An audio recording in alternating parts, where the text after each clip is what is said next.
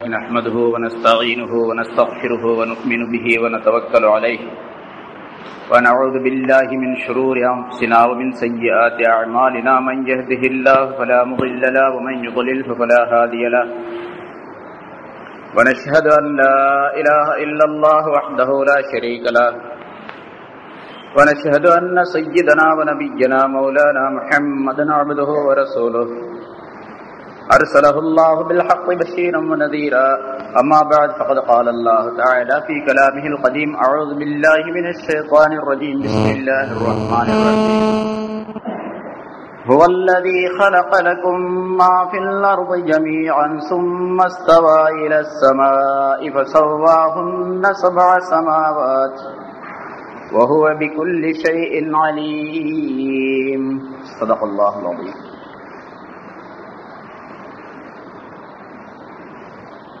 கண்ணியத்திற்குரிய பெரியோர்களே, சகோதரர்களே, இதற்கு முன்னதாக சொல்லப்பட்ட ஆயத்தில் அல்லாஹ் தஆலா மனிதர்களுக்கு வழங்கி இருக்கக்கூடிய ஒரு பெரிய நியாமத்தை பற்றி சொல்லி காட்டினார். அது கைஃப தக்ஃபுரூன பில்லாஹி வ குன்தும் ஃபஅஹ்யாக்கும் சும்ம யுமீத்துக்கும் சும்ம யுஹ்யீக்கும் சும்ம இலைஹி துர்ஜஊன் என்ற ஆயத். நீங்கள் எப்படி அல்லாஹ்வை நிராகரிக்கின்றீர்கள்? நீங்கள் ஆரம்ப கட்டத்தில் இறந்து விட்டவர்களாக இருந்தீர்கள், உங்களை அவன் உயிர்ப்பித்தான். பிறகு உங்களை மரணிக்க செய்தான். அதற்கு பிறகு உங்களை அவன் உயிர்ப்பிப்பான். அதன் பிறகு நீங்கள் அவன் பக்கமே மீட்டப்படுவீர்கள் என்பதாக சொல்லப்பட்ட அந்த ஆயத்திற்கு பல விளக்கங்கள் முன்னால் சொல்லப்பட்டன. அல்லாஹ்வையும் அவனுடைய சட்டங்களையும் அவனுடைய தூதரையும் நிராகரிக்கக்கூடிய மக்களை பார்த்து அல்லாஹ் தஆலா இந்த ஆயத்தை சொல்லி காட்டினார். இப்படியெல்லாம் அல்லாஹ் தஆலா உங்களுக்கு பேருபகாரம் செய்திருக்கும் பொழுது நீங்கள் எப்படி அவனை நிராகரித்து விட்டு அவனுக்கு இணையாக வேறு தெய்வங்களை நீங்கள் வணங்குகிறீர்கள் என்று அல்லாஹ் தஆலா ஆச்சரியத்தோடு கேட்கின்றார். எப்படி நீங்கள் நிராகரிக்கின்றீர்கள் அல்லாஹ்வை? ஆரம்ப கட்டத்திலே நீங்கள் ஒன்றும் இல்லாதவர்களாக இருந்தீர்கள். பிறகு அவன் உங்களுக்கு உயிர் கொடுத்து இந்த உலகத்திற்கு வரச் செய்தான். அதற்கு பிறகு உங்களுக்கு மரணத்தை அல்லாஹ் தஆலா கொடுத்தான். அதற்கு பிறகு உங்களை அல்லாஹ் தஆலா உயிர்ப்பிப்பான், உயிர் உள்ளவர்களாக ஆக்குவான். பிறகு இந்த உலகத்திலே நீங்கள் எதை செய்தீர்களோ அதற்கு பிறவி பலன்கள் வழங்கப்படுவதற்காக வேண்டி அவன் பக்கமே நீங்கள் திருப்பப்படுவீர்கள் என்பதாக சொல்லி காட்டி காபிர்களுக்கு அச்சமூட்டி எச்சரிக்கை செய்யக்கூடிய வகையில் அல்லாஹ் தஆலா சொல்லி இருப்பதோடு பொதுவாக மனிதர்களுக்கு அல்லாஹ் தஆலா தன்னுடைய நியாமத்துகளை இந்த ஆயத்தின் மூலமாக சொல்லி காட்டுகின்றார். மனிதன் எதுவுமே இல்லாத ஒரு பொருளாக இருந்தான். எந்த பொருள் என்று பெயர் சொல்லப்பட முடியாத ஒரு பொருளாக இருந்தான். எந்த பொருளும் இல்லை. என்னவென்று சொல்லுவது? மனிதன் இந்த உலகத்திற்கு வருவதற்கு முன்னால் அவன் எப்படி இருந்தான்? எந்த பொருள் என்று இவனை சொல்ல முடியாத நிலையில் இருந்தான். அதை பற்றிய விளக்கங்கள் எல்லாம் சொல்லப்பட்டது. லம் யகுன் ஷைஅம் மذ்கூரா என்று அல்லாஹ் தஆலா சொல்லுகிறான். பேர் சொல்லி கூறப்படக்கூடிய ஒரு பொருளாகவே இவன் இல்லை, எந்த பொருளாகவும் இல்லை. பிறகு மனிதன் என்ற பெயரிலே அல்லாஹ் தஆலா இந்த உலகத்திலே உற்பத்தி செய்தான், இன்சான். பிறகு இந்த உலகத்திலே ஒரு வாழ்க்கையை கொடுத்தான். அதற்கு பிறகு இந்த உலகத்திலே மரணிக்க செய்தார். உண்மையிலேயே பார்க்க போனால் இல்லாமல் இருந்து உண்டாக்கியது என்பது ஒரு பெரிய நியாமத் என்று நாம் கருதுகின்றோமே, அதே போன்று இப்பொழுது இருக்கக்கூடிய இந்த வாழ்க்கைக்கு பின்னாலே நம்மை மரணிக்க செய்கின்றானே, மௌத்தாக்குகின்றானே, அது ஒரு பெரிய நியாமத். மௌத்து ஒரு பெரிய நியாமத்து மனிதனுக்கு. ஆனா மனுஷன் என்ன வழங்குறான் அப்படின்னு கேட்டா, மரணம் அப்படின்னா பயப்படுறான். மௌத்தா போயிட்டா என்ன ஆகிறது, என்ன ஆகிறது அப்படின்னு சொன்னா நம்முடைய மனைவி மக்கள் என்ன ஆவார்கள், நம்ம வீடு வாசல்கள் என்ன ஆகும் என்று மனிதன் பயப்படுகின்றான். மௌத்தை கண்டு மனிதன் பயப்படுகின்றான். அல்லாஹ் தஆலா குர்ஆனில் சொல்லும் போது இன்னல் மௌத்தல்லதி தஃபிர்ரூன மின்ஹு, எந்த மௌத்தை விட்டு நீங்கள் விரண்டோடுகின்றீர்களோ அந்த மௌத்து உங்களை சந்தித்தே தீரும் என்று அல்லாஹ் தஆலா சொல்லுகின்றார். நீங்க மௌத்தை விட்டு விரண்டு ஓடுறீங்க, அது உங்களை முன்னால வந்து சந்திக்க முலாகீக்கும் அப்படின்னு சொன்னா முன்னால எதிர்கொண்டு வந்து உங்களை அது சந்திக்கும். உங்களை நீங்க என்னமோ நினைச்சு மௌத்தை விட்டு நீங்க ஓடி போய் மௌத்து பின்னால போயிடுச்சுன்னு நினைக்கிற, மௌத்து முன்னால வரும் என்று அல்லாஹ் தஆலா சொல்லுகின்றார். அந்த மௌத்தும் கூட மரணமும் கூட மனிதனுக்கு நியாமத்தாக வழங்கப்பட்டு இருக்கின்றது. முன்னாலும் அதற்கு விளக்கங்கள் சொல்லப்பட்டிருக்கின்ற ஆயத்தில் அல்லாஹ் ஸல்லல்லாஹு அலைஹி வஸல்லம் அவர்கள் சொல்லுகின்றார்கள், அல் மௌத்து துஹ்பத்துல் மூமின், மௌத் என்பது ஒரு மூமினான மனிதனுக்கு துஹ்பா, அது ஒரு காணிக்கை. இந்த உலகத்தில் இருக்கக்கூடிய சிரமங்களுக்கு பரிகாரம் தரக்கூடிய ஒரு நிலை அதுதான் மரணம் தான். மூமினான மனிதன் இந்த உலகத்தில் இருக்கக்கூடிய காலம் எல்லாம் சிரமப்பட்டு கொண்டிருப்பான். எல்லா வகையிலும் சிரமம். நன்மைகளை செய்ய வேண்டும், தீமைகளை விட்டுவிட வேண்டும், அல்லாஹ்வை பயப்பட வேண்டும், ரசூலுடைய சொல்லுக்கு வழிபட வேண்டும். இப்படி பல்வேறு விதமான பிரச்சனைகள். உலகத்தினுடைய சம்பாத்தியத்திற்காக வேண்டிய ஹலால் ஹராமை பேண வேண்டும், அதிலெல்லாம் சிரமங்கள் ஏற்படும். பொய் சொல்லாமல் இருக்க வேண்டும், வட்டி வாங்காமல் இருக்க வேண்டும். இப்படியெல்லாம் எல்லா வகைகளும் சிரமங்கள் மேற்கொண்டு மனிதன் வாழக்கூடிய நிலை ஏற்படுகின்றது. இந்த சிரமத்திற்கு பரிகாரம் எப்பொழுது கிடைக்கும், முடிவு எப்பொழுது தெரியும் என்று சொன்னால் அது மரணம் தான். அப்படியானால் ஒரு மனிதனுக்கு மரணம் என்பது ஒரு பெரிய காணிக்கையாக வழங்கப்பட்டு இருக்கின்றது. முன்னாலும் அது பற்றி சொல்லி இருக்கின்றேன். ரசூலுல்லாஹி ஸல்லல்லாஹு அலைஹி வஸல்லம் அவர்கள் மரண நேரத்திலே தங்களுடைய மகளார் பாத்திமா ரலியல்லாஹு தஆலா அன்ஹா அவர்களை பார்த்து சொல்லுகின்றார்கள், என்னுடைய மகளே அழாதே, நீ உன்னுடைய தந்தைக்கு வந்த துன்பம் இன்றோடு முடிந்து விட்டது என்பதாக சொன்னார்கள். ஸல்லல்லாஹு அலைஹி வஸல்லம் அவர்கள் மரண நேரத்திலே, சக்கராத்துடைய நேரத்திலே சிரமப்படுவதை பார்த்து பாத்திமா ரலியல்லாஹு தஆலா அன்ஹா இப்படி சொல்லுகின்றார்கள், வா கர்ப அபத்தா, என்னுடைய தந்தைக்கு வந்த துன்பமே என்பதாக சொல்லுகின்றார்கள். என்னுடைய தந்தைக்கு வந்த துன்பமே அப்படின்னு அழுகிறாங்க. ஸல்லல்லாஹு அலைஹி வஸல்லம் அவர்கள் ஆறுதல் சொல்லும் முகமாக மகளை பார்த்து சொல்லுகின்றார்கள், லா கர்ப பாதல் யௌம் லி அபீக், உன்னுடைய தந்தைக்கு இதுக்கு பின்னால எப்பவுமே துன்பம் கிடையாது, துன்பம் முடிஞ்சு போச்சு இதோட. எப்பொழுது ஸல்லல்லாஹு அலைஹி வஸல்லம் அவர்கள் பிறந்தார்களோ அதிலிருந்து 63 வயசு வரைக்கும் கஷ்டப்பட்டுக்கிட்டு தான் இருந்தாங்க. நபித்துவம் கிடைச்ச பின்னால மட்டும் அல்ல, அதுக்கு முன்னாலேயும் கஷ்டம் தான். அந்த கஷ்டம் எப்ப முடிஞ்சிச்சு, எப்ப மௌத்து வந்துச்சு அப்ப முடிஞ்சிச்சு என்று ஸல்லல்லாஹு அலைஹி வஸல்லம் சொல்லி காட்டுகின்றார். அதனாலதான் ஸல்லல்லாஹு அலைஹி வஸல்லம் சொன்னாங்க, அல் மௌத்து துஹ்பத்துல் மூமின், மௌத் என்பது ஒரு மூமினான மனிதனுக்கு காணிக்கை. முன்னாலும் போன வாரம் அந்த ஒரு ஹதீஸ் சொல்லப்பட்டது, அல் மௌத்து ஜஸ்ருன், மௌத் என்பது ஒரு பாலம், ஒரு பாலம், அது ஒரு பிரிட்ஜ். யூசிலுல் ஹபீப இலல் ஹபீப், நேசனை நேசனின் பக்கம் கொண்டு போய் சேர்க்கும் ஒரு பாலம் அது. அந்த பாலம் இல்லைன்னா போக முடியாது. எந்த அளவுக்கு இந்த உலகத்தில் அல்லாஹ் ரசூலுடைய கட்டளைகளை பேணி வாழக்கூடிய தன்மை உடையவர்களாக மனிதர்கள் இருக்கின்றார்களோ அப்பொழுது அல்லாஹ்வுடைய மஹபூபாக இவர் ஆகி விடுகின்றார். மஹபூபா ஆன பின்னால மஹபூப ஹபீபை பார்க்கறதுக்கு ரொம்ப பிரியப்பட்டுக்கிட்டு இருப்பாரு. அல்லாஹ்வை பார்க்கறதுக்கு ரொம்ப பிரியமா இருப்பான் மனிதன். எப்போ அல்லாஹ்வுடைய கட்டளைகளை நிறைவேற்றினால் ரொம்ப பிரியம் இருக்கு அல்லாஹ்வை பார்க்கணும் அப்படின்னு. அல்லாஹ்வை பார்க்கறதுன்னு சொன்னா இந்த உலகத்துல இருந்துட்டே பார்க்க முடியாது. அப்ப மௌத் வந்தா தான் பார்க்க. மௌத்துங்கிறது ஒரு பிரிட்ஜ், ஒரு வழி. அந்த வழியில் சென்றுதான் பார்க்க முடியும். ஆக மௌத் வருவதும் அல்லாஹ் தஆலாவுடைய நியாமத் ஒரு மூமினான மனிதனுக்கு. அதற்கு பின்னால் அல்லாஹ் தஆலா உங்களை உயிர்ப்பிப்பான் என்று சொல்லி காட்டினான். அந்த ஹயாத் இரண்டாவது ஹயாத். அப்ப ரெண்டு மௌத்து ரெண்டு ஹயாத் அல்லாஹ் தஆலா சொல்லி காட்டுகின்றான். அந்த இரண்டாவது ஹயாத் இருக்குது பாருங்க. இப்ப ஒரு ஹயாத் அல்லாஹ் தஆலா கொடுத்து நம்ம இந்த உலகத்துல இருந்துட்டு இருக்கிறோம். இந்த ஹயாத்துக்கு பின்னால் ஒரு ஹயாத் இருக்கு, அந்த ஹயாத் தான் ஒரிஜினல். இதெல்லாம் சும்மா கொஞ்ச நாளைக்கு இருக்கும், போயிடும். நீர் மேல் குமிழி மாதிரி அப்படின்னு சொல்லப்படுதுல, நீர் மேல குமிழி இருக்குன்னா ஊதி விட்டா போயிடும், காத்தடிச்சா உடஞ்சி போயிடும். அது மாதிரி இந்த வாழ்க்கை. பிறகு அடுத்து வரக்கூடிய வாழ்க்கை இருக்கின்றது, அதுதான் ஹயாத்த ஹகீகா, உண்மையான ஹயாத். அல்லாஹ் தஆலா சொல்லுகின்றான், வ இன்னத் தாரல் ஆகிரத லஹியல் ஹயவான், மறு உலக வாழ்க்கை இருக்குது, அதுதான் வாழ்க்கை என்பதாக சொல்லப்படும். இதுக்கு வாழ்க்கைனே பேர் இல்லை. இந்த உலகத்துடைய வாழ்க்கைக்கு வாழ்க்கைனே பேர் கிடையாது. இது துன்யா, அதாவது ஹயாத்து துன்யா, ஆழ்ந்த வாழ்க்கை, அற்பமான வாழ்க்கை என்பதாக சொல்லப்படும். அப்படி இரண்டாவது தடவை அல்லாஹ் தஆலா ஹயாத்தை கொடுக்கிறது ஒரு பெரிய நியாமத். ஏனென்று சொன்னால் அந்த ஹயாத்தை கொடுக்கும் பொழுதுதான் இந்த உலகத்தில் நாம் கொஞ்ச காலம், ரொம்ப ரொம்ப கொஞ்ச காலம் செய்த இந்த அமலுக்காக வேண்டி ஒரு அற்புதமான பரிசை அல்லாஹ் தஆலா வழங்குகின்றான். அந்த பரிசு நிரந்தரமா இருக்கும். அது முடிவடையாத பரிசு, அற்புதமான பரிசு, எந்த மனிதனாலும் தரப்பட முடியாத பரிசு. அப்படிப்பட்ட அற்புதமான பரிசு கிடைப்பதற்காக வேண்டி உள்ள ஒரு வாழ்க்கை தேவை. அந்த ஹயாத் வரலைன்னா அந்த பரிசை பெற முடியாது. அப்ப அந்த ஹயாத்தும் ஒரு பெரிய நியமத்.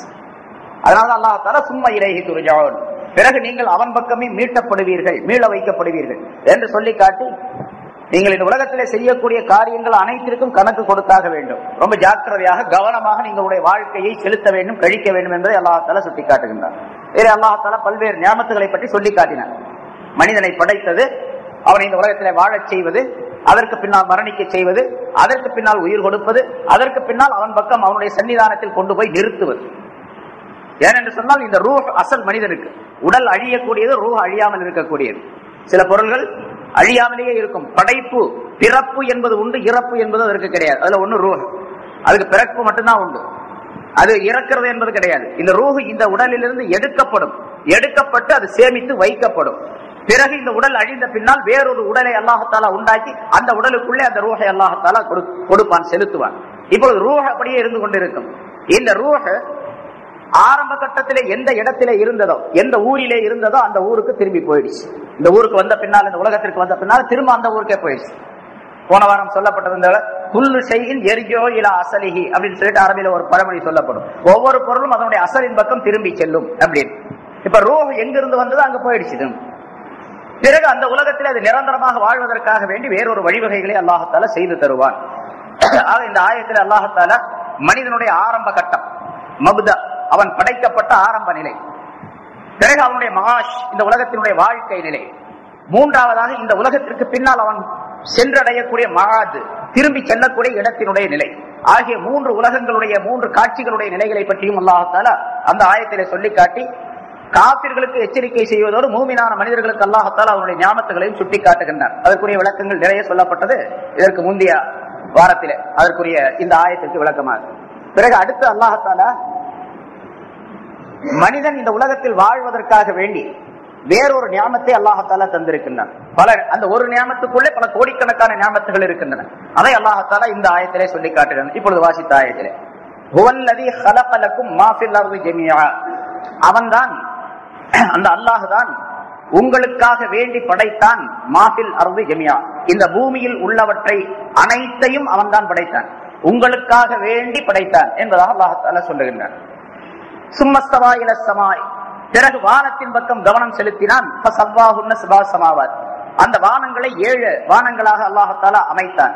வஹுவ பிகுல்லி ஷைஇன் அலீம், அவன் எல்லா பொருள்களின் மீதும் எல்லா பொருள்களையும் அறிந்தவனாக இருக்கின்றான் என்பதாக அந்த சிறிய ஆயத்தில் அல்லாஹ் தஆலா சொல்லி காட்டுகிறான். இந்த ஆயத்து ஏராளமான விளக்கங்களுக்கு உரியது. அல்லாஹ் தஆலா தன்னுடைய மற்றொரு ஞானத்தை, மனிதனுக்கு செய்திருக்கக்கூடிய ஞானத்தை இங்கே சொல்லி காட்டுகின்றான். மனிதனை படைத்து அல்லாஹ் தஆலா வெறுமனே அந்த மனிதனை நீ வாழ்ந்து கொள் என்று விட்டுவிடவில்லை. மாறாக மனிதனுக்கு தேவையான பல்வேறு பொருள்கள், கோடிக்கணக்கான பொருள்களை இந்த பூமியிலே அல்லாஹ் தஆலா உற்பத்தி செய்து தருகின்றான். அதை அல்லாஹ் தஆலா சுருக்கமான வாசகத்திலே வஹுவல்லதீ ஹலக லக்கும் மா ஃபில் அர்தி ஜமீஆ, இந்த பூமியில் உள்ளவற்றை அனைத்தையும் உங்களுக்காக வேண்டி அவன்தான் படைத்தான் என்பதாக சொல்லி காட்டுகின்றான். இப்ப இந்த பூமி படைக்கப்பட்டது மனிதனுக்காக வேண்டி. பூமி உங்களுக்காக வேண்டி, பூமி என்று சொன்னால் பூமி என்ற இந்த உருண்டை மட்டுமல்ல, இந்த பூமியில் இருக்கக்கூடிய சர்வ பொருள்களையும், எல்லா பொருள்களையும் அவன் உங்களுக்காக வேண்டித்தான் படைத்தார். இந்த இடத்துல முஃபஸ்ஸிரீன்கள், உலமாக்கள் குறிப்பிடுகின்றார்கள், லக்கும் ஹலக என்றால் படைத்தான், லக்கும் அப்படின்னா உங்களுக்காக வேண்டி அப்படின்னு அர்த்தம், உங்களுக்காக வேண்டி. அந்த லக்கும் அப்படிங்கிறதுக்கு உங்களுக்காக வேண்டி, அந்த லாம் என்பது சபபியா என்பதாக சொல்லப்படும், காரணம் என்பதாக. உங்களின் காரணத்தினால், உங்கள் காரணத்தினால் இந்த பூமியை அல்லாஹ் தஆலா படைத்தான், பூமியில் உள்ள அனைத்தையும் அல்லாஹ் தஆலா படைத்தான் என்பதாக சொல்லுது. உங்களின் காரணம், அதாவது நீங்கள் படைக்கப்பட்ட காரணத்தால் இந்த பூமியில் உள்ளவற்றை அனைத்தையும் அல்லாஹ் தஆலா படைத்தான் என்று பொருள். அப்படின்னா நமக்கு என்ன வழங்குது? பூமியை படைக்கிறதுக்கு முன்னாலே மனுஷனை படைச்சுதான் வழங்குது. உங்களுக்காக வேண்டித்தான் பூமியை படைச்ச, பூமியில் உள்ள அனைத்தையும் படைத்தான் என்று சொல்லும் பொழுது மனிதன் படைக்கப்பட்ட பின்னால் தான் பூமி அல்லாஹ் தஆலா படைச்சான். மனுஷனுக்கு தேவைப்படும் என்ற அர்த்தத்தில், தேவைப்படும் என்ற காரணத்தினால் பூமி அல்லாஹ் தஆலா பூமியில் உள்ள பொருள்கள் அனைத்தையும் படைத்திருக்கின்றான். பூமியை படைத்த பின்னால் மனிதனை படைக்கல, பூமியை படைச்ச பின்னால மனிதனை படைக்கல, மனிதனை படைத்த பின்னால பூமியை படைச்சான். அதற்கு பின்னால வானத்தை உண்டாக்கினார். சும்மஸ்தவா இல ஸமா என்று அல்லாஹ் தஆலா வரிசைப்படுத்தி சொல்லி காட்டுகின்றான். வேறு ஆயத்துகள், வேறு கருத்துக்களும் உண்டு, பின்னால சொல்லுவார். இப்ப பூமியில் உள்ள பொருள்கள் அனைத்தையும் யாருக்காக வேண்டி? உங்களுக்காக வேண்டி படை. இதுல இன்னொரு கருத்து இருக்குது, உங்களுக்காக வேண்டினா உங்களின் காரணம், நீங்கள் படைக்கப்பட்ட காரணத்தால் இந்த பூமி படைக்கப்பட்டது, பூமியை நான் படைத்திருக்கின்றேன் என்று அல்லாஹ் தஆலா சொல்லும் போது இந்த பூமியை உங்களுக்காக வேண்டித்தான் படைச்சிருக்கேன், அதனால இந்த பூமி எனக்கு தேவையில்லை அப்படிங்கிற அல்லாஹ் தஆலா. இந்த பூமி அல்லாஹ்வுக்கு தேவையா? அதாவது இந்த வானம் தேவையா? எதுவுமே அல்லாஹ்வுக்கு தேவையில்லை. இந்த பூமி இருப்பதும், இந்த பூமியில் உள்ள பொருள்கள் எல்லாம் அது பலன் தருவதும், இந்த வானம் இருப்பதும், வானத்தில் இருக்கக்கூடிய சூரியன் சந்திரன் நட்சத்திரங்கள் எல்லாம் பலன் தருவதும், இவையெல்லாம் மனிதனுக்காக வேண்டித்தானே தவிர அல்லாஹ்வுக்கு இதனால் எந்த பிரயோஜனம் கிடையாது. படைத்தவன் அல்லாஹ், ஆனால் பலன் பெறுவது, பயன் பெறுவது யார் என்று சொன்னால் மனிதர்கள் என்பதை அல்லாஹ் தஆலா சொல்லி காட்டுகின்றான். எனக்கு இதுல எந்த தேவையும் கிடையாது, நான் எல்லாவற்றை விட்டும் தேவையற்றவன். அல்லாஹ் தஆலா தேவையற்றவன் நம்ம சொல்றோம், அல்லாஹ் ஸமத், அவன் தேவையற்றவன் என்பதாக. எதுவும் அவனுக்கு தேவையில்லை, யாரும் அவனுக்கு தேவையில்லை, எந்த சக்தியும் அவனுக்கு தேவையில்லை, எந்த உதவியாளரும் தேவையில்லை. அது பற்றி நிறைய விளக்கப்பட்டு இருக்கின்றது. இங்கே உங்களுக்காக வேண்டி படைத்தேன் என்று அல்லாஹ் சொல்லி காட்டுவதன் மூலமாக இதில் இருக்கக்கூடிய அத்தனை பொருள்களையும் மனிதனுடைய பலன்களுக்காக வேண்டி, அந்த சபபியா என்ற ஒரு அர்த்தம், இன்னொரு அர்த்தம் மனாபியா மன்பாட்ஸ், உங்களுடைய பலனுக்காக வேண்டி படைத்திருக்கின்றேன் அல்லாஹ் படைத்துள்ளான் என்பதும் பொருளாகும். இந்த பூமியில் இருக்கக்கூடிய எல்லா பொருள்களுமே மனிதனுக்கு பலன் தரத்தக்கவையாகத்தான் இருக்கின்றன. பலன் இல்லாத எந்த பொருளும் வீணானவே கிடையாது. நமக்கு நம்முடைய அறிவில் அது தெரிந்தும் இருக்கலாம், தெரியாமல் இருக்கலாம். இப்ப பாம்பு இருக்குது, மனிதனுக்கு என்ன பலன் பாம்பின் மூலமாக அப்படின்னு மனிதனுக்கு தெரியாது.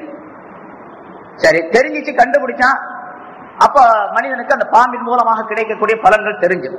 அது ஒன்னு ரெண்டு தெரியும், ஏராளமான பலன்கள் தெரியாமல் போயிடும்.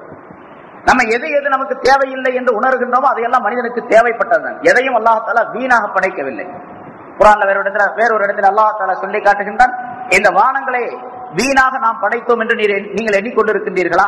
அப்ப ஹசிபுத்தும் அன்னமா கலகனாக்கும் அபசம் வான்னக்கும் இலைனா லா துர்ஜாவன் என்ற ஆயத்திலே உங்களை வீணாக நாம் படைத்தோம் என்று நீங்கள் எண்ணிக்கொண்டிருக்கின்றீர்களா என்று அல்லாஹ் தஆலா சொல்லுகின்றான். மனிதனை வீணாக படைக்க, அதே போன்று மனிதனுக்காக வேண்டி படைக்கப்பட்ட பொருள்களையும் அல்லாஹ் தஆலா வீணாக படைக்கவில்லை. அல்லாஹ் தஆலா வேறொரு இடத்துல சொல்லும் போது, இந்த வானங்களை மூமினான மனிதர்கள் இப்படி சொல்லுவார்கள் என்பதாக அல்லாஹ் தஆலா சொல்லி காட்டுகின்றான். இந்த வானங்களை பூமியை நீ வீணாக படைக்கவில்லை என்று அவர்கள் அல்லாஹ் தஆலாவிடத்தில் சொல்லுவார்கள் என்பதாக குறிப்பிடுகின்றான். ஆக எதையும் அல்லாஹ் தஆலா வீணாக படைக்க கிடையாது.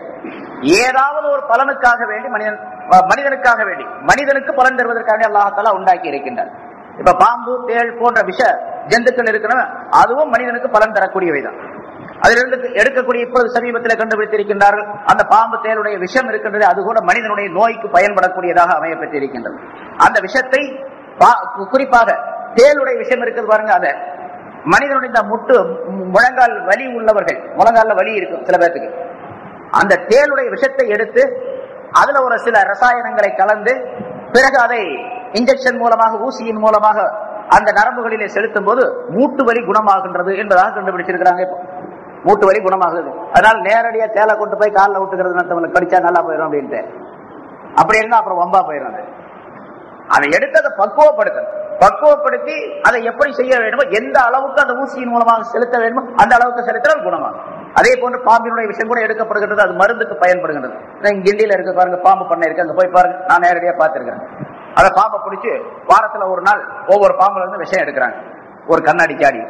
அந்த விஷத்தை எடுத்து சேமிச்சு வச்சு அதை மருந்து செய்யக்கூடிய இடங்களுக்கு அதை அனுப்புகின்றார்கள். குறிப்பாக பாம்பே, பெங்களூர்ல இருக்கக்கூடிய இந்த அலோபதி மருந்துகள் செய்யக்கூடிய இடங்களுக்கு அனுப்பி அதை சில மருந்துகளில கலக்கின்றார்கள். அந்த விஷத்தை அதை நம்ம சாப்பிடுறோம், நமக்கு தெரியாது. பாம்பு நேரடியாக கடிச்சா மூத்தா போயிடுவோம் மனுஷன், அல்லது இடையூறு ஏற்படும். ஆனா அந்த பாம்புடைய விஷத்தை இப்படி பயன்படுத்தினால் அது பலன் உள்ளதாக இருக்கும். ஆக எந்த பொருளும் வீணாக படைக்க கிடையாது. அல்லாஹ் தஆலா ஏதாவது ஒரு பலனுக்காக வேண்டி உண்டாக்கி வைத்திருக்கின்றார். அல்லது மனிதர்களுடைய படிப்பினைக்காக வேண்டிய அந்த பொருளை உண்டாக்கி வைத்திருப்பார். மனிதனுடைய படிப்பினைக்காக பலன் இருக்கும் அல்லது படிப்பினை இருக்கும். அந்த பொருளை பார்த்து அது உயிர் பொருளாக இருந்தாலும் சரி, உயிரற்ற பொருளாக இருந்தாலும் சரி, அதை படிப்பினையாக எடுத்துக்கொள்ள வேண்டும் என்பதும் இங்கே குறிப்பிடப்படுகின்றது. ஏனென்றால் பூமியிலே படைக்கப்பட்ட பொருள்கள் அனைத்தையும் 3 வகைகளாக அல்லாஹ் தஆலா ஆக்கி இருக்கின்றான். ஒன்று ஹைவானாத், உயிர் பொருள்கள் என்பதாக ஹைவானாத் என்பதாக சொல்லப்படும். 2வது நபாத்தாத், தாவர இனங்கள், தாவர வர்க்கங்கள்.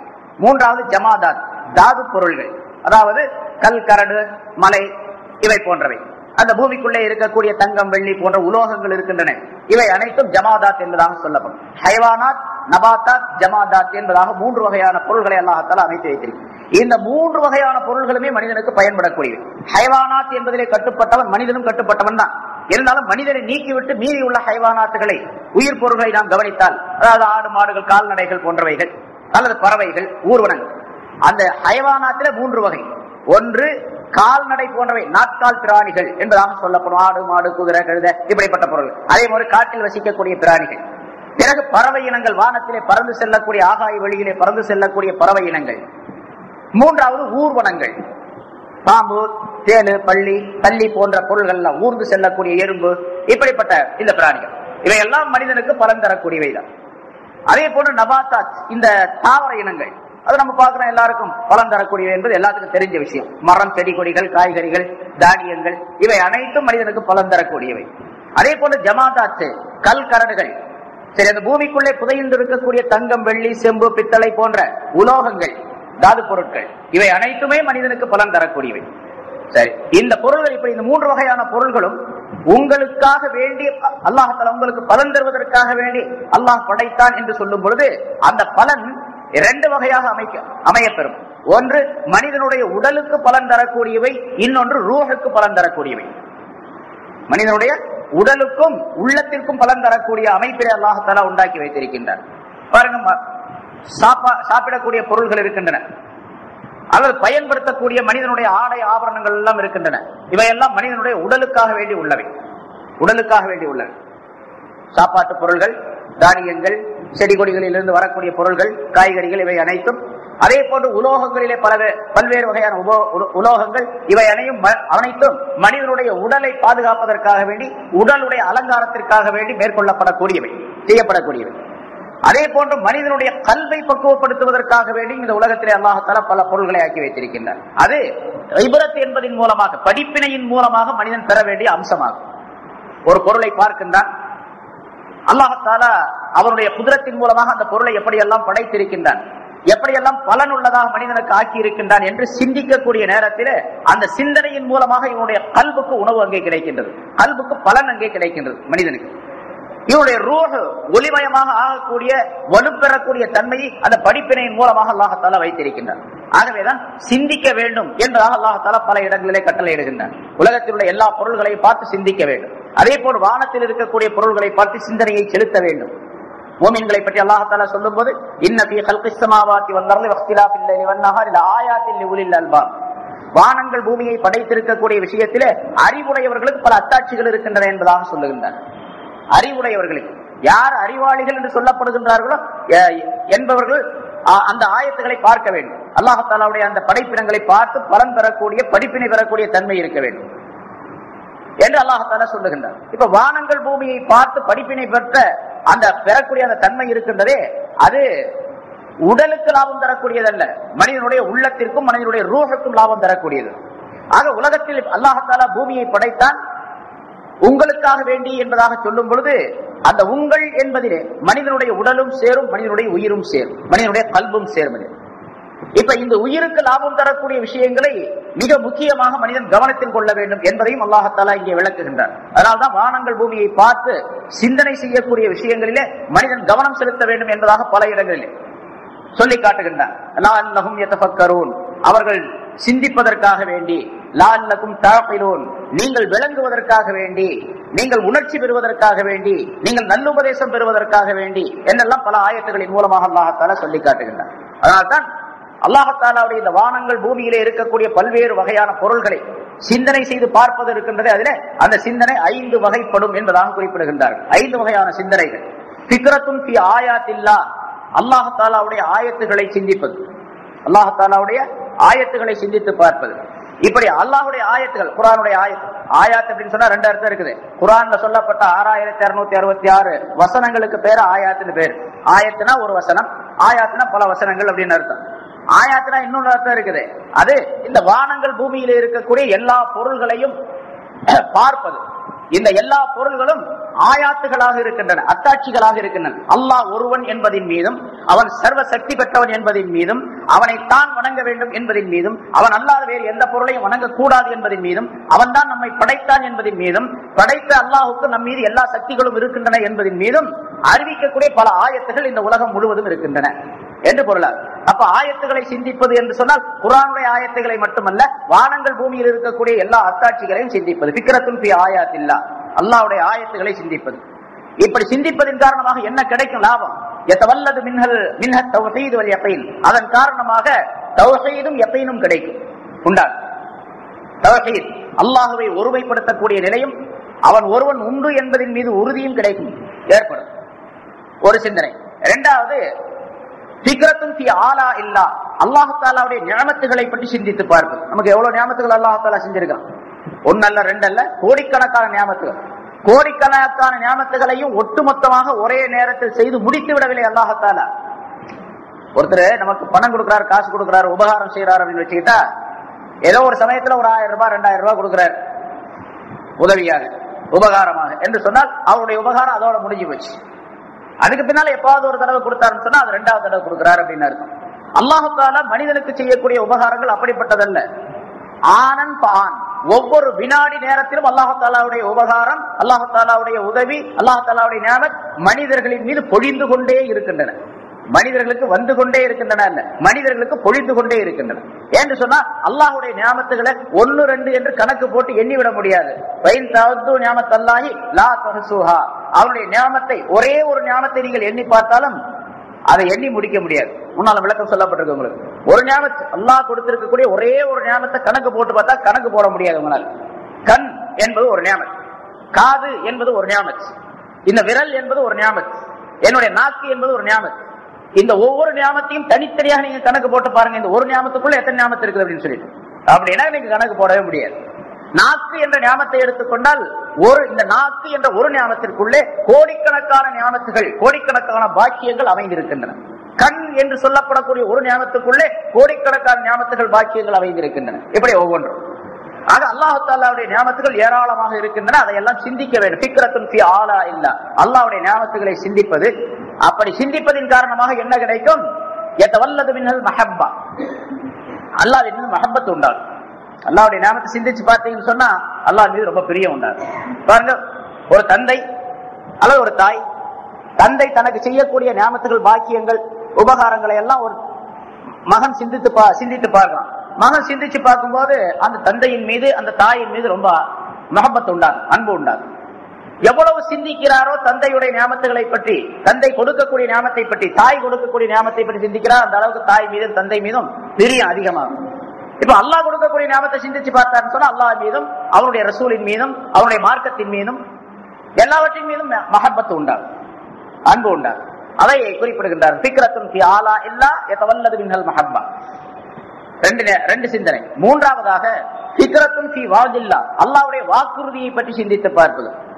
இந்த உலகத்திலே என்ன செய்தால், என்ன நன்மைகளை செய்தால் அதற்கு என்ன லாபம் கொடுக்கப்படும், என்ன கூலி கொடுக்கப்படும், நற்கூலி வழங்கப்படும் என்று அல்லாஹ் தஆலா சொல்லி இருக்கிறார். அதாவது நல்லதை செய்தால் சொர்க்கம் கிடைக்கும் சொல்லிட்டு அதை சிந்திச்சு பார்க்கிறது. நல்லதை செய்தால் அதுக்கு பேர் வாஜ் என்றுதான் சொல்லப்படும். அந்த வாக்குறுதியை சிந்தித்து பார்ப்பது. யதவல்லது மின்ஹர் ராபா, அதன் காரணமாக ஆசை ஏற்படும், ஆர்வம் பிறக்கும். 2 ரக்காத் தொழுதா என்ன கிடைக்கும் அப்படியே ரசூலுல்லாஹி ஸல்லல்லாஹு அலைஹி வஸல்லம் சொல்லி இருக்காங்க. ஒரு நோன்பு வச்சா என்ன கிடைக்கும், ஒரு நாள் இஅ்திகாஃப் இருந்தா என்ன கிடைக்கும், பொய் பேசாம இருந்தா என்ன கிடைக்கும், உண்மை பேசினால் என்ன கிடைக்கும், நேர்மையாக சம்பாதித்தால் என்ன கிடைக்கும், அப்படி எல்லாம் ஸல்லல்லாஹு அலைஹி வஸல்லம் அவர்கள் தெளிவாக சொல்லி காட்டி இருக்கின்றார்கள். ஒரு மனிதன் பள்ளியாசல உட்கார்ந்திருந்தா என்ன கிடைக்கும், கடற்கரையில் உட்கார்ந்திருந்தா என்ன கிடைக்கும், அப்படிங்கிறதெல்லாம் ஸல்லல்லாஹு அலைஹி வஸல்லம் சொல்லி இருக்கிறாங்க. இப்படி என்ன நன்மைகள் கிடைக்கும், எதை செய்தால் என்ன நன்மைகள் கிடைக்கும் என்பதாக சொல்லப்பட்டிருக்கு. அதை சிந்தித்து பார்க்க வேண்டும். அது வாஜ். ஆகிரத்திலே என்ன கிடைக்கும், இந்த உலகத்திலே அல்ல, ஆகிரத்தில் என்ன கிடைக்கும். ஸல்லல்லாஹு அலைஹி வஸல்லம் அவர்கள் சொர்க்கம் கிடைக்கும் அப்படின்னு பொதுவாக அல்லாஹ் தஆலா குர்ஆன்ல சொல்றான். சொர்க்கத்தில் இருக்கக்கூடிய ஏராளமான பாக்கியங்கள், என்னென்ன பாக்கியங்கள் இன்னென்ன மனிதர்களுக்கு வழங்கப்படும் அப்படின்னு சொல்றாங்க. என்னென்ன பாக்கியங்கள் என்னென்ன மனிதர்களுக்கு. சில மாளிகைகளை பற்றி ஸல்லல்லாஹு அலைஹி வஸல்லம் அவர்கள் சொல்லி காட்டி, இந்த மாளிகை இன்ன மனிதருக்கு வழங்கப்படும் அப்படின்னு சொல்றாங்க. இன்ன மனிதருக்கு வழங்கப்படும். இன்ன ஹூருல் ஈன் என்று சொல்லப்படக்கூடிய சொர்க்க கன்னிகைகள் இன்ன மனிதர்களுக்கு வழங்கப்படும் என்பதாக சொல்லுகின்றார்கள். இப்படி எல்லாம் ஒவ்வொரு நியமத்தை பற்றி சொல்லி காட்டினா அதை சிந்தித்து பார்க்க, அப்படி சிந்தித்து பார்த்தால் மேலும் மேலும் அதிகமாக அமல் செய்ய வேண்டும் என்ற ரகபத், ஆசை பிறக்கும், ஆர்வம் பிறக்கும். 4வதாக ஃபிக்ரத்துன் ஃபீ வஈதில்லா, அல்லாஹ்வுடைய எச்சரிக்கையை பற்றி சிந்தித்து பார்ப்பது. என்ன தீமைகளை செய்தால் என்ன தண்டனை கிடைக்கும் என்று அல்லாஹ் தஆலா சொல்லி இருக்கின்றான், அதை சிந்தித்து பார்ப்பது. நரகத்துக்குள்ள பல ஆயிரக்கணக்கான தண்டனைகள். நரகங்கிறது ஒரு தண்டனையை கொண்டது, வெறும் நெருப்பு மட்டும் அங்க கிடையாது. தேள் இருக்குது, பாம்பு இருக்குது. ஸல்லல்லாஹு அலைஹி வஸல்லம் தேள் ஒட்டகம் பெருசு இருக்கும், பாம்பு மிக பெருசா இருக்கும், ரொம்ப பெரியதா இருக்கும். அதுல பல்வேறு வகையான தண்டனைகளை பற்றி அல்லாஹ் தஆலா குர்ஆன்ல பரவலாக பல இடங்கள்ல சொல்லி காட்டுகின்றான். நரகத்துடைய தண்டனைகளை பற்றி. எப்படி கடுமையான உஷ்ணமுள்ள நரகம் இருக்கின்றதோ அதே போன்று கடுமையான குளிருள்ள நரகமும் அங்க இருக்குது. கடுமையான குளிர் நரகம் இருக்குது. அதுக்கு பேர் ஜம்ஹரீர் அப்படின்னு அல்லாஹ் தஆலா குர்ஆன்ல சொல்றான். ஜம்ஹரீர் எப்படி நார் அப்படின்னு சொல்லி நரகத்தை பற்றி நெருப்பு கிடங்கு என்பதாக சொல்லுகின்றானோ அதே போன்று குளிருடைய கிடங்கும் அங்கே இருக்கின்றது. இந்த உலகத்தில ஆர்டிகா, அண்டார்டிகாவில் துருவத்தில் இருக்கக்கூடிய குளிர் எவ்வளவு அப்படிங்கிறது நமக்கு தெரியும். அந்த குளிரை போட்டு 70 மடங்கு குளிர் அங்க இருக்கு. இந்த குளிரிலேயே மனுஷன் அரைச்சி போயிடுவான். அப்ப அந்த குளிர் எப்படி இருக்கும்? இந்த நெருப்பே இவ்வளவு கடுமையா இருக்கு, இது போன்று 70 மடங்கு அதிகமான உஷ்ணம் உள்ள நெருப்பு அங்க இருக்கு. அதே மாதிரி 70 மடங்கு அதிகமான குளிர் உள்ள நரகமும் அங்க இருக்கு. இந்த தண்டனைகளை எல்லாம் சிந்தித்து பார்க்க வேண்டும். அப்படி சிந்திச்சா என்ன கிடைக்கும்? யதவல்லது மின்ஹர் ரஹ்பா, அதன் காரணமாக பயம் ஏற்படும், அச்சம் ஏற்படும். அச்சம் ஏற்பட்டு தீமைகளை செய்யாமல் தடுத்துக் கொள்ளக்கூடிய தன்மை ஏற்படும். நாலாவது. அஞ்சாவது, ஃபிக்ரத்துன் ஃபீ தக்ஸீரி நஃப்ஸி மஅ இஹ்சானில்லாஹ். அல்லாஹ் தஆலா இவ்வளவெல்லாம் பேருபகாரம் நமக்கு செய்திருக்கிறான். பாருங்க, அழகா சொல்லி காட்டுற ஒரே ஒரு வாசகத்திலே, கலகலக்கும் மாஃபில் அர்லி ஜமியா, உங்களுக்காக வேண்டி பூமியில் உள்ளவற்றை அனைத்தையும் அல்லாஹ் படைத்தான், அவன்தான் படைத்தான் என்று அல்லாஹ் தஆலா சொல்லுகின்றான். ஆதம் அலைஹிஸ்ஸலாம் அவர்களைத்தான் அல்லாஹ் தஆலா கலீஃபா என்று சொல்லுகின்றான். இன்னி ஜாயிலுன் ஃபில் அர்தி கலீஃபா, பூமியிலே நான் ஒரு பிரதிநிதியை படைக்க போகிறேன் அப்படின்னு சொன்னது யார? ஆதம் அலைஹிஸ்ஸலாத்தை சொல்றான். ஆதம் அலைஹிஸ்ஸலாத்தை கலீஃபா ஆகணும், நமக்கு என்ன அதை பத்தி? அவரை கலீஃபாவா ஆக்குனா நமக்கு என்ன? அதனால ஆதம் அலைஹிஸ்ஸலாம் அவர்களை கலீஃபாவா ஆக்கியது நம்மை ஆக்கியதை போன்றுதான்.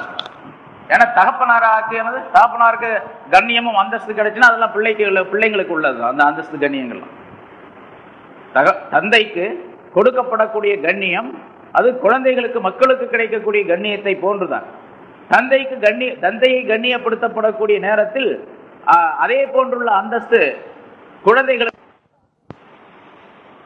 மக்கள் இருக்கின்றார்களே, அவர்கள் பொதுவாகவே ஸல்லல்லாஹு அலைஹி வஸல்லம் அவர்கள் ஹதீஸிலே சொல்லுகின்றார்கள், அல் வலது சிர்ரு அபீஹி, குழந்தை தந்தையினுடைய ரகசிய பொருள் என்பதால். மக்கள் தந்தையினுடைய ரகசிய பொருள். தந்தை எப்படியோ அதனுடைய தன்மைகளை விளக்கி வைக்கக்கூடிய, தெளிவுபடுத்தக்கூடிய பொருளாக குழந்தைகள் பிறந்து விடக்கூடிய நிலை இருக்கின்றது. அதே போன்று ஆதம் அலைஹிஸ்ஸலாம் அவர்கள் தந்தை. இந்த உலகத்தில் உள்ள மற்ற எல்லா மனிதர்களும் கியாமத் நாள் வரைக்கும் படைக்கப்படக்கூடிய மனிதர்கள் அனைவரும் மக்கள். அந்த தந்தையினுடைய ரகசிய பொருள்களாகவே இவர்கள் வளர்ந்து இருக்கின்றார்கள், இந்த உலகத்திலே பிறந்து கொண்டு இருக்கின்றார்கள். தந்தைக்கு ஹிலாபத் கொடுக்கப்பட்டது, கலீஃபா என்ற பதவி கொடுக்கப்பட்டது. அதே பதவி இவர்களுக்கும் உண்டு. இதை வேறு இடத்தில் அல்லாஹ் தஆலா குர்ஆனிலே இப்படியும் சொல்லுகின்றான், உங்களை எல்லோரையுமே நாம் கலீஃபாவாக ஆக்கி இருக்கின்றோம். ஹலாயிஃபா ஃபில் அர்த், இந்த பூமியில கலீஃபாக்களாக உங்களை ஆக்கி இருக்கின்றோம், பிரதிநிதிகளாக என்று அல்லாஹ் தஆலா சொல்லும் பொழுது மற்ற எல்லா மனிதர்களுக்குமே அந்த தன்மையை, அந்த சிறப்பை அல்லாஹ் தஆலா கொடுக்கின்றார். அல்லாஹ் தஆலா இந்த இடத்துல வஇது கால ரப்புக லில் மலாயிகத்தி, உம்முடைய ரப்பு மலக்குகளிடத்திலே சொல்லிய நேரத்தை நினைவு கூர்ந்து பாருங்கள் என்று ரசூலுல்லாஹி ஸல்லல்லாஹு அலைஹி வஸல்லம் அவர்களுக்கு சொல்லி காட்டி, இந்த ஆயத்தை எல்லா மக்களுக்கும், நபியே உங்களுடைய உம்மத்தினருக்கு ஓதி காட்டி, இந்த ஆதம் அலைஹிஸ்ஸலாம் அவர்கள் படைக்கப்பட்ட இந்த சம்பவத்தை நினைவு கூர்ந்து அவர்களுக்கு சொல்லி காட்டுங்கள், அந்த கதைகளை, அதனுடைய சம்பவத்தை சொல்லி காட்டுங்கள் என்பதையும் அல்லாஹ் தஆலா குறிப்பிடுகின்றார். இங்கே மலக்குகளிடத்தில் அல்லாஹ் தஆலா சொன்னான் என்பதன் மூலமாக, மலக்குகள் என்பவர்கள் அல்லாஹ் தஆலாவை மிக அதிகமாக வணங்கி கொண்டிருக்கக்கூடியவர்கள். மலக்குகள் ஒளியினால் படைக்கப்பட்டவர்கள். மனிதனை அல்லாஹ் தஆலா மண்ணினால் படைக்க போகின்றான் இப்பொழுது, இந்த ஆயத்தின் மூலமாக சொல்லி காட்டுகின்றான். மலக்குகளோ நூறினால், ஒளியினால் படைக்கப்பட்டவர்கள். முன்னாலும் அது சொல்லப்பட்டு இருக்கின்றது மலக்குகள் என்பவர்கள் யார் என்பது பற்றி. அல் மலக்கு, மலக்கு என்பவர்கள் ஜாத்து நூராடியும், ஒளிமயமான உருவம் உடையவர்கள். அவர்கள் ஒளிமயமான வடிவம் உடையவர்கள். யதஷக்கலு பி அஷ்காலின் முக்தலிஃபத்தின் ஹத்தல் இல்லல் கல்ப வல் ஹின்ஸீர், அவர்கள் பல்வேறு விதமான வடிவங்கள் பெறுவதற்கு ஆற்றல் பெற்றவர்கள். எல்லா விதமான உருவங்களிலும் வருவார்கள். வருவதற்குரிய ஆற்றலை அல்லாஹ் தஆலா அவர்களுக்கு தந்திருக்கின்றார். எல்லா உருவங்களிலும் வருவார்கள். எல்லா கோலங்களாகவும் மாற்றம் பெறக்கூடிய தன்மை அவர்களுக்கு முடியும். அல்லாஹ் தஆலா அந்த ஆற்றலை கொடுத்திருக்கின்றான் அவர்களுக்கு. இப்ப நம்ம மனிதன் அப்படின்னு சொன்னா மனிதனாக தான் இருக்க முடியும். நம்ம வேற ஒரு கோழியாகவோ ஆடாகவோ மாடாகவோ மாற முடியாது. நம்ம நினைச்சா மாற முடியாது. திடீர்னு நமக்கு ரெக்க வர்றது, அப்புறம் ரெக்க இல்லாம போறது, அல்லது பாம்பு மாதிரி ஆகிறது, பள்ளி மாதிரி ஆகிறது, அப்படிலாம் முடியாது. இது அந்த மலக்குகள் எல்லா உருவங்களிலும் வருவார்கள். ஆனால் ரெண்டே ரெண்டு உருவத்தை தவிர, அது நாயும் பன்றியுமாக வரமாட்டார்கள்.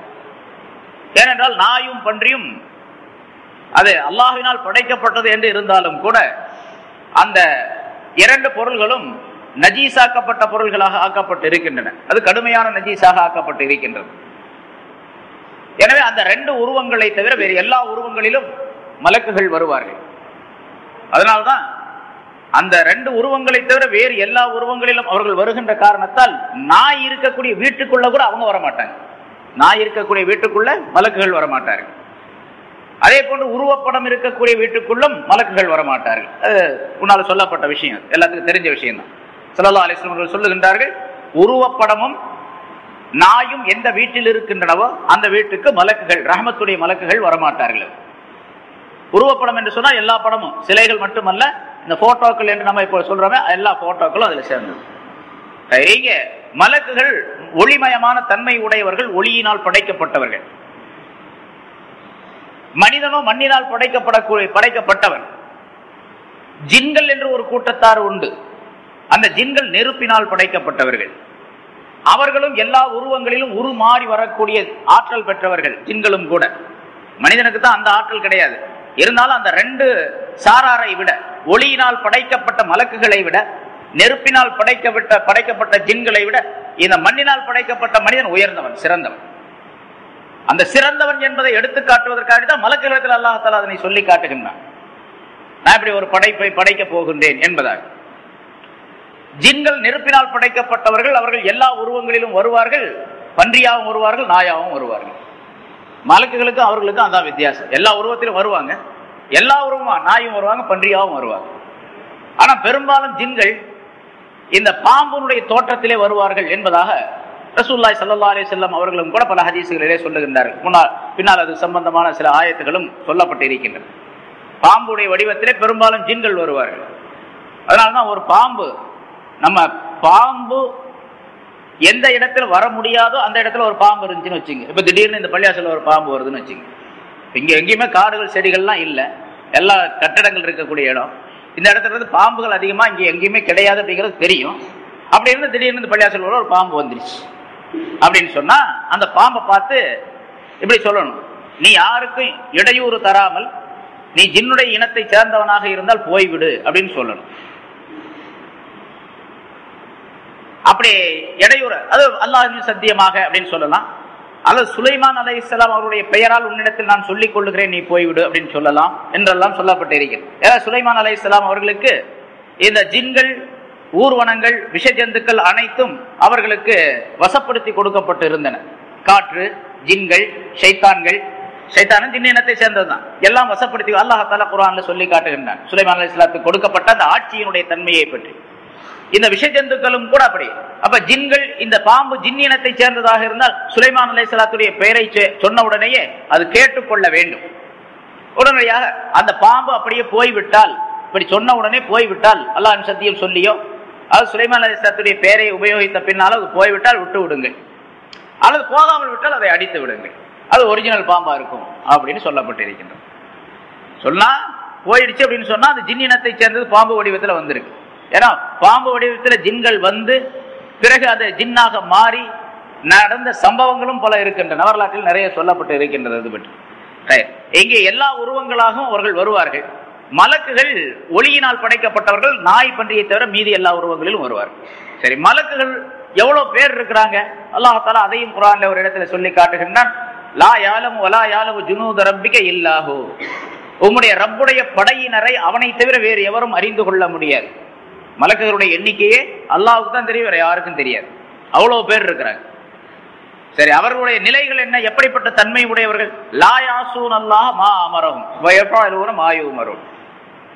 அவர்களுக்கு அல்லாஹ் எதை கட்டளையிட்டானோ அதற்கு அணுவளவு மாற்றம் செய்யவே மாட்டார்கள். எதை சொன்னானோ அதை அப்படியே செய்து முடிப்பார்கள்.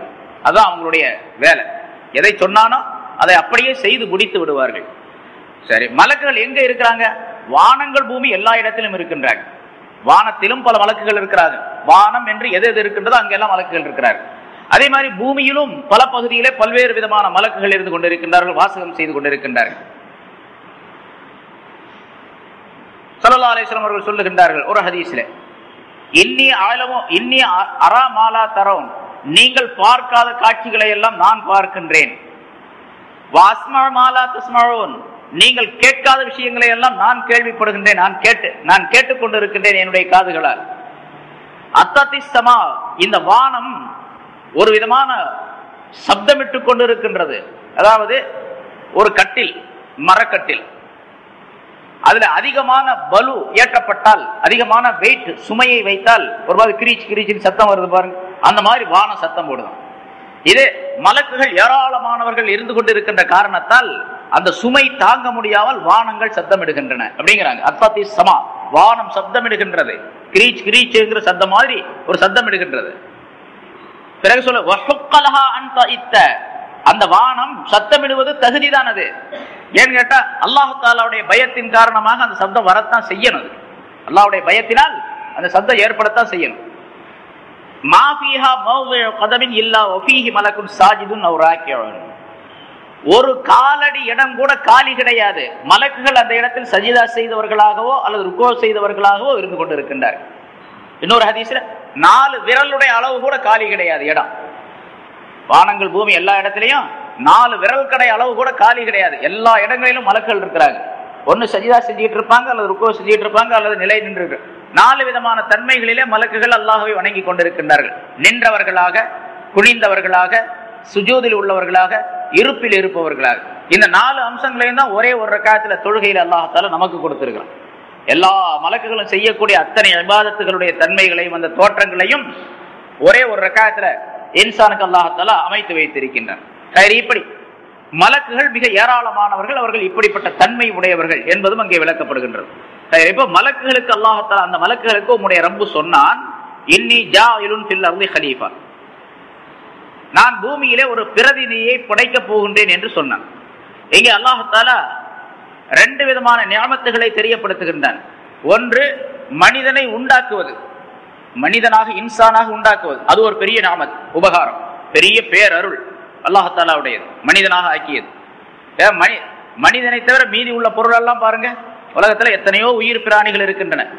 எல்லா பொருள்களையும் மனிதன் தான் அடிமையாக்கி கொள்ளுகின்றான். எல்லா பொருள்களையும், சிங்கம், புலி, கரடி, யானை எல்லாமே மனிதனுக்கு கீழே உள்ளவைதான் எல்லாமே.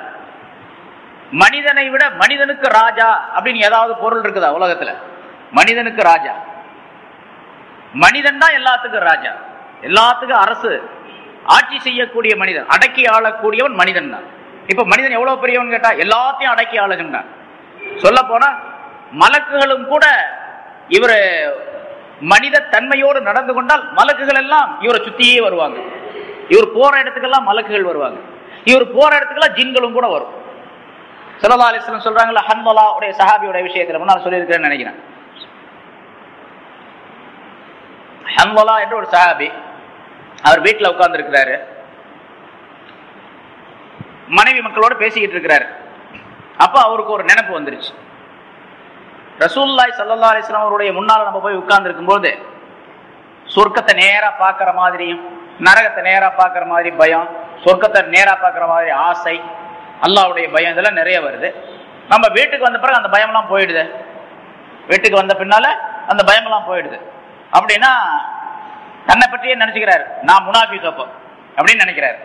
ரசூலுல்லாஹ் முன்னால உட்கார்ந்து இருக்கிறது மட்டும் அப்ப மட்டும் இந்த மாதிரி பயம் வருது, அங்கிருந்து வந்துட்டா அந்த பயமெல்லாம் போயிடுது, அப்ப நான் முனாஃபிக் தான் அப்படின்னு தானே முடிவு செய்து கொண்டு நாஃபக ஹன்வலா, நாஃபக ஹன்வலா, ஹன்வலா முனாஃபிக் ஆகிவிட்டான் அப்படின்னு சொல்லிட்டு தெருவில் இறங்கி ஓடி வர்றாரு. ஹன்வலா முனாஃபிக் ஆயிட்டான் அப்படின்னு சொல்லிட்டு ஓடி வர்றாரு. இவர் வேகமா இப்படி சத்தம் போட்டு ஓடி வரும்போது வழியில அபூபக்கர் சித்திக் ரலியல்லாஹு தஆலா அன்ஹு நிக்கிறாங்க. என்ன ஹன்வலா, என்ன விஷயம் அப்படின்னு. இல்ல இந்த மாதிரி ரசூலுல்லாஹ்வுடைய முன்னால உட்கார்ந்து இருக்கும்போது இப்படி இருக்குது, வீட்டுக்கு வந்தா இப்படி மாறி போகுது எண்ணம்லாம், அப்ப நம்ம முனாஃபிக் தானே. அப்ப அவர் சொல்றாரு, ஹஜ்ரத் அபூபக்கர் சித்திக் ரலியல்லாஹு தஆலா அன்ஹு சொல்றாங்க, ஆமா எனக்கு கூட தான் அப்படி இருக்குது, ரசூலுல்லாஹ்ட்ட உட்கார்ந்து இருக்கும்போது நல்லா இருக்கு, பயபக்தியா இருக்குது, இங்க வந்துட்டா வேற மாதிரி இருக்குது, நமக்கெல்லாம் அப்படித்தான் இருக்குது, ஹதீஸ் கேட்கும்போது ஒரு மாதிரி இருக்கு, வெளியே போனா பழைய மாதிரி ஆயிடுது, பள்ளியாசலுக்குள்ள வந்தா ஒரு மாதிரி இருக்கு, அப்புறம் வெளியே போனா வேற மாதிரி ஆயிடும், இப்படி எல்லாத்துக்குமே உள்ளதுதான். அது மாதிரி அவர் நினைச்சுக்கிறேன். அப்போ அபூபக்கர் சித்திக் ரலியல்லாஹு தஆலா அன்ஹு சொன்னாங்க, எனக்கு தான் அப்படி இருக்கு, அப்ப வா 2 பேரும் சேர்ந்து போய் ரசூலுல்லாஹ்ட்ட விளக்கம் கேட்போம் அப்படின்னு சொல்லிட்டு இவரு நாஃபக ஹன்வலா, நாஃபக ஹன்வலா அப்படின்னு சொல்லிட்டு ரசூலுல்லாஹ்வுடைய முன்னால போறார். மஸ்ஜித் நபவிக்கு போன உடனே என்ன விஷயம்னு கேட்கிறாங்க. அவர் விஷயத்தை இப்படி சொல்றாரு, இந்த மாதிரி ஏற்படுது எனக்கு அப்படின்னு. அப்ப ரசூலுல்லாஹி ஸல்லல்லாஹு அலைஹி வஸல்லம் சொன்னாங்க, மனிதன் அப்படின்னு இருந்தா அப்படித்தான், ஒரு நேரம் இப்படித்தான், ஒரு நேரம் அப்படித்தான், எல்லா நேரத்திலும் ஒரே மாதிரி இருக்க முடியாது. என்னுடைய சன்னிதானத்தை, என்னுடைய தர்பார்ல இருக்கிற மாதிரியே எல்லா நேரங்களிலும் ஒரு மனிதன் இருந்து விட்டால் அவன் போற இடங்களில் எல்லாம் மலக்குகள் முசாஃபஹா செய்வார்கள் அப்படின்னு சொன்னாங்க. அவர் போற இடங்கள் எல்லாம் மலக்குகள் வந்து முசாஃபஹா செய்வாங்க. அப்ப மனிதன் அந்த தன்மையோடு இருந்து விட்டா எல்லா இடத்திலும் மலக்குகளும் கூட வருவாங்க. எத்தனையோ பெரியார்களுடைய சம்பவங்கள் இருக்குது, மலக்குகள்லாம் அவருடைய காட்சிகளை தெரிஞ்சாங்க அப்படின்னு சொல்லிட்டு. எத்தனையோ பெரியார்கள் மௌத்தாகக்கூடிய நேரத்தில், சமீப காலத்தில், இப்போ உள்ள காலத்திலையும் கூட அந்த மாதிரி இறந்து போகக்கூடிய நேரத்தில் சில உருவங்களை நான் பார்க்கின்றேன், கொஞ்சம் தள்ளி நில்லுங்க அப்படின்னு இருக்கக்கூடிய மக்களிடத்தெல்லாம் சொல்லிவிட்டு அந்த மலக்குகளை எல்லாம் வரவேற்ற காட்சிகளை எல்லாம் பெரியாருடைய மௌத்துடைய நேரத்தில் நம்ம பார்க்கிறோம். இது மலக்குகளை விட இந்த மனிதன் உயர்ந்தவன் அப்படிங்கிறதுக்கு ஆதாரம் இதெல்லாம் நிறைய இருக்குது. மாதிரி மனிதனை அப்படி உயர்வாக அல்லாஹ் தஆலா படைத்திருக்கணும். இப்ப அந்த படைப்பே இந்த சூரத்தை உண்டாக்கியதே ஒரு நியாமத், பெரிய நியாமத். பிறகு இந்த சூரத்தை இப்படி உண்டாக்கி முன்னால சொல்லியிருக்கிற இந்த சூரத்தை பத்தி உள்ள விளக்கங்கள், மனிதனுடைய இந்த வடிவம் இருக்கு பாருங்க, இந்த ஃபிகர், அதுக்கே ஒரு தனி மகத்துவம் இருக்குது. அது அல்லாம மனிதனுக்குள்ளே ஹிலாபத்தை அல்லாஹ் தஆலா வைத்தார், தன்னுடைய பிரதிநிதித்துவத்தை அல்லாஹ் தஆலா கொடுத்திருக்கிறான். இது இரண்டாவது நியாமத். அப்ப வெளித்தோற்றமான பாக்கியம், அந்தரங்கமான பாக்கியம், ரெண்டு விதமான பாக்கியங்களை அல்லாஹ் தஆலா இந்த வாசகத்தின் மூலமாக மனிதனுக்கு தெரியப்படுத்துகின்றான். இன்னி ஜாயிலுன் ஃபில் அர்தி ஹலீஃபா, பூமியிலே படைக்க போகின்றேன் என்பதாக சொன்னான். இப்ப மலக்குகள் என்ன சொன்னாங்க? ஆலு அத்தஜாயிலு ஃபீஹா மன் யுஃப்ஸிது ஃபீஹா, இந்த பூமியிலே குழப்பம் செய்கின்றவர்களை நீ படைக்க போகின்றாயா அப்படின்னு கேட்டாங்க. குழப்பம் செய்ய வயஸ்விக்கு திமா, ஒருவருக்கொருவர் சண்டை போட்டுக்கொண்டு ரத்தம் சிந்தக்கூடியவர்களை, ரத்தத்தை ஓட்டக்கூடியவர்களை நீ படைக்க போகின்றாயா அப்படின்னு கேட்டாங்க. நீ படைக்க போறது எதுக்குன்னு கேட்டா, உன்னை வணங்குறதுக்காக வேண்டி, உன்னை தஸ்பீஹ் செய்யறதுக்காக வேண்டித்தான் நீ படைக்க போற மக்களை. நாங்க தஸ்பீஹ் செய்து கொண்டிருக்கிறது உனக்கு பத்தாதா? நஹன்னு ஸப்பிஹ் பிஹம்திக, உன்னுடைய புகழை கொண்டு நாங்கள் தஸ்பீஹ் செய்கின்றோம் உன்னை. வனுகத்திஸு லக, உன்னை நாங்கள் தூய்மைப்படுத்துகின்றோம், நீ பரிசுத்தமானவன் என்பதை நாங்கள் சொல்லிக்கொண்டே இருக்கின்றோம், உன்னுடைய பரிசுத்தத்தை நாங்கள் விண்ணப்பித்துக் கொண்டே இருக்கின்றோம். அப்படி இருக்கக்கூடிய நிலையிலே இப்படிப்பட்ட மனிதர்களை நீ படைக்க போகின்றாயா என்பதாக கேட்டார்கள். இப்ப இந்த மலக்குகளுக்கு மனிதன் என்றால் யாருன்னு தெரியாது. இப்போ அல்லாஹ் சொல்லக்கூடிய நேரத்தில் மனிதன்னா யாரு, அவ என்ன உருவம், எப்படி இருக்கும், கண்ணு காது மூக்கெல்லாம் எப்படி இருக்கும் அப்படிங்கறதெல்லாம் தெரியாது. தெரியாம இருக்கும்போது எப்படி குழப்பம் செய்யக்கூடிய மனிதனை படைக்க போகிறாயா, ரத்தம் சிந்தரவனை படைக்க போகிறாயா எப்படி கேட்டாங்க உங்களுக்கு. அப்ப இதுக்கு முதல்ல மனுஷங்க இருந்தாங்களாப்பா, சண்டை போட்டுக்கிறது இவங்க பார்த்தாங்களா என்றால் ஆமா. இதுக்கு முதல்ல வேறொரு படைப்பு இருந்தது இந்த பூமியில, வேறொரு படைப்பு இருந்தது. அதான் ஜின்கள் இருந்தார்கள். ஜின்களை அல்லாஹ் எப்படி நம்ம இப்ப உலகத்துல வாழ்ந்து கொண்டிருக்கின்றோமோ இந்த பூமியில, இதே போன்று ஜின் இனத்தாரை அல்லாஹ் தஆலா படைத்தார், ஜின் இனத்தார்களை படைத்தார். ஜின் இனத்தார்களை படைத்து நாம் வாழ்வதை போன்றே அவர்கள் வாழ்ந்து கொண்டிருந்தார்கள். அவர்களுக்கு அல்லாஹ் தஆலா சட்டங்களை இறக்கினார், அவர்களிலே தூதர்களை அல்லாஹ் தஆலா ஆக்கினான். எப்படி ரசூல்மார்கள் நபிமார்கள் வந்திருக்காங்களோ அதே போல அவங்களுக்கு தூதர்களை எல்லாம் ஆக்கினான். சட்டங்களை வேதங்களை தந்தான், அதன்படி செயல்பட வேண்டும் என்று சொன்னான். ஆனா அவங்க பெரும்பாலானவர்கள் செயல்படவே இல்லை. எப்படி நம்மள இருக்கிறாங்களோ அதே மாதிரி நம்மள கொஞ்சம் அதிகமா செயல்படுறோம், அவங்க கொஞ்சம் ரொம்ப கம்மியா இருந்தாங்க. சண்டை போட்டுக்கிட்டு இருந்தாங்க, ஒருத்தருக்கு ஒருத்தர் சண்டை போட்டு ரத்தத்தை சிந்தி கொண்டு இருந்தார்கள். மிக பெரிய குழப்பங்கள் எல்லாம் ஏற்பட்டன. அந்த தூதர்கள் மூலமாக, அவர்களிலே உள்ள நல்லவர்கள் மூலமாக அல்லாஹ் தஆலா எச்சரிக்கை செய்தார் அந்த ஜின்களுடைய இனத்திற்கு. இந்த மாதிரி நீங்க சண்டை போட்டுக்கிட்டே இருந்தீங்க, நான் சொல்றதை நீங்க கேட்கலன்னா உங்களை அழிச்சிடுவேன். இப்ப அல்லாஹ் தஆலா நம்மளை பத்தி குர்ஆன்ல சொல்றான்ல, நீங்க ஒழுங்கா இருக்கல அப்படின்னு சொன்னா, நான் சொன்னதை கேட்கலன்னு சொன்னா உங்களை எல்லாம் அழித்து விட்டு உங்களை போன்று வேறொரு கூட்டத்தை என்னால் கொண்டு வர முடியும் அப்படின்னு அல்லாஹ் தஆலா சொல்றான். குர்ஆன்ல நம்மளை பத்தி சொல்றான், நம்மளை பார்த்து சொல்றான் அல்லாஹ். அதே போல அந்த ஜின்களை பார்த்து சொல்லிக்கிட்டே இருந்தான். அவங்க அதுக்கெல்லாம் பயப்படவே இல்லை. ரொம்ப ரொம்ப அதிகமான விஷமத்தனங்கள், அட்டூழியங்கள், குழப்பங்கள், சண்டைகள் ஆகியவற்றை அவர்கள் செய்து கொண்ட பொழுது எல்லாத்தையும் அழிப்பதற்காக வேண்டி அல்லாஹ் தஆலா நாடும். பெரும்பாலானவர்களை அழித்து விட்டார். அவர்களிலே சில நல்லவர்கள் இருந்தார்கள். அந்த நல்லவர்களிலே ஒருவனாக இருந்தவன் தான் இப்பொழுது நம்ம ஷைத்தான்னு சொல்றோமே, இப்லீஸ்.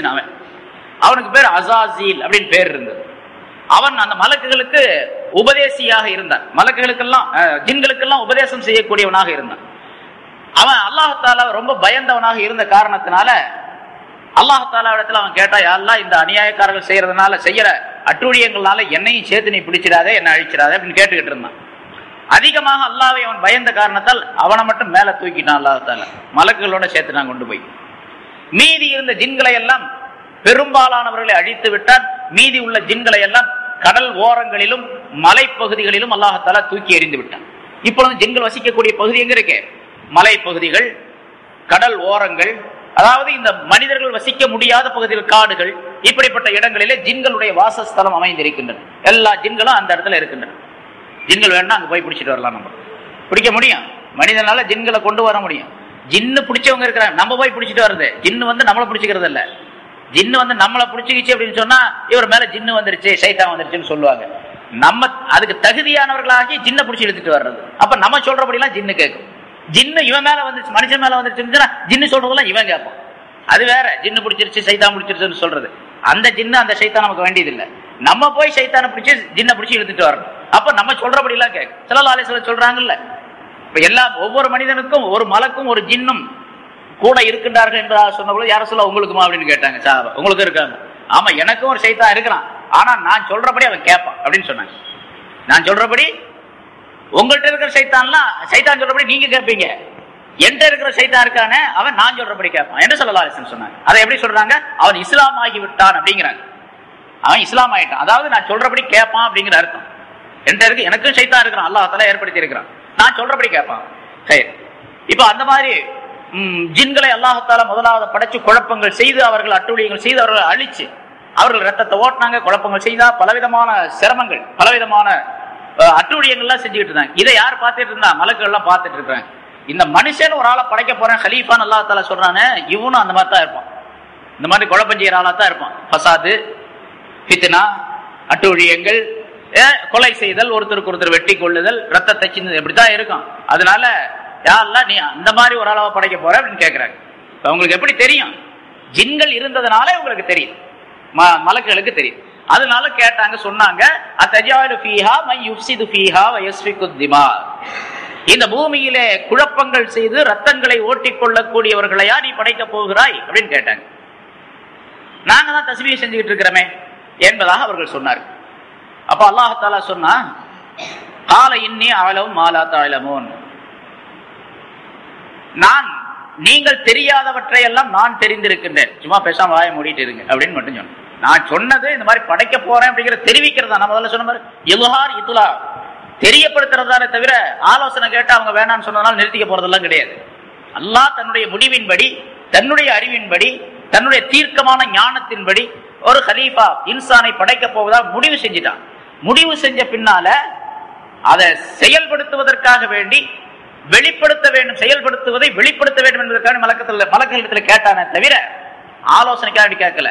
இவங்க ஆலோசனை கேட்டு பார்க்கலாம், சரின்னு சொன்னாங்கன்னா செய்யலாம், இல்லாட்டி விட்டுறலாம் அப்படின்னு செய்யல. அப்படி இருந்தா இவங்க தான் மறுத்தாங்களே, இப்ப விட்டுல இருக்கணும், விடல. அல்லாஹ் தஆலா செய்து முடித்தானது. அதனாலதான் நம்ம எல்லாம் உட்காந்து பேசிக்கிட்டு இருக்கிறோம். இப்போ அந்த அல்லாஹ் தஆலாவுடைய அந்த தீர்க்கமான அறிவின்படி மனிதனை உண்டாக்குவதற்காக அல்லாஹ் தஆலா ஏற்பாடு செய்த நேரத்தில்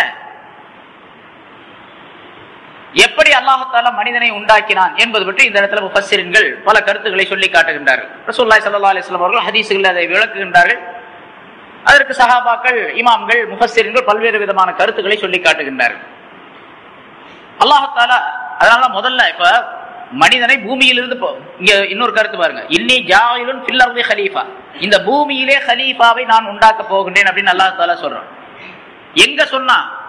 வானத்துல வச்சு மலக்குகளிடத்துல அல்லாஹ் தஆலா சொல்லுகின்றான். சரி, ஆதம் அலைஹிஸ்ஸலாத்தை எங்க படைச்சான்? சொர்க்கத்தினுடைய வாசல்ல வச்சு படைச்சான். சொர்க்கத்தினுடைய வாசல்ல வச்சு படைச்சான். சொர்க்கத்தினுடைய வாசல்ல வச்சு படைச்சு உருவாக்கி சொர்க்கத்துல அல்லாஹ் தஆலா வாழ செய்தான் முதலாவதாக.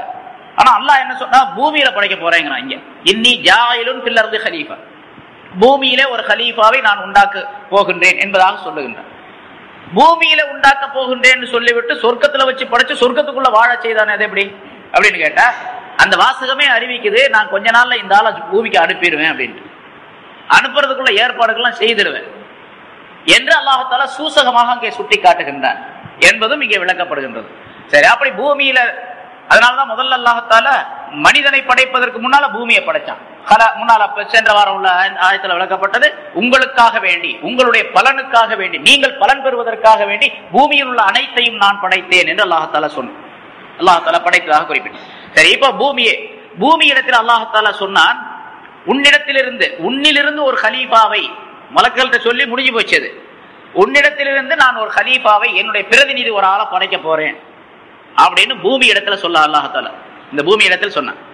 எல்லா பொருளுக்குமே உயிர் உண்டு, எல்லா பொருளும் அல்லாஹ் தஆலா இடத்துல பேசும். நமக்கு தான் தெரியாது, முன்னால பல தடவை சொல்லப்பட்டிருக்கு உங்களுக்கு. எல்லா பொருளும் பேசும், பூமி, வானம், எது உட்பட இந்த பாய், இந்த பேப்பரு, இந்த கடிகாரம், இந்த கிளாஸ் எல்லாமே பேசும். எல்லாமே பேசுகின்றது, இப்பொழுதும் பேசு தஸ்பீஹ் செய்யுது, நமக்கு தெரியாது, அவ்வளவு பேசக்கூடிய ஆற்றலும் உண்டு. எனக்கு அந்த பக்குவம் ஏற்பட்டுச்சுன்னு சொன்னா இந்த கிளாஸோடு நான் பேசலாம், இந்த வாட்சியோடு நான் பேசலாம். ஸல்லல்லாஹு அலைஹி வஸல்லம் பேசி இருக்கிறாங்க.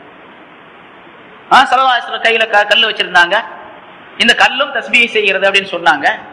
சின்ன சின்ன கல்ல எடுத்து வச்சிருந்தாங்க கையில, தஸ்பீஹ் செய்யுதுன்னு சொன்னாங்க.